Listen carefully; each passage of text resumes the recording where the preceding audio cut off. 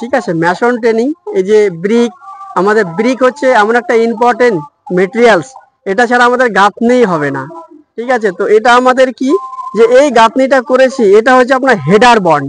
ঠিক আছে, header bond কি, আমাদের বেশি করে যে অনেক ধরনের বন্ড হয়, যেমন হেডার বন্ড, স্টেজের বন্ড, ইংলিশ বন্ড, ফিল্মি, তার মধ্যে এটা একটা ভাগ হচ্ছে হেডার বন্ড। ঠিক আছে, হেডার মানে ইটের আমি যখন সামনে সামনে সবসময় মাথা দেখতে পাবো বা এইটার মাথা দেখতে পাবো, এই গাছটিটাকে বলা হয় হেডার বন্ড।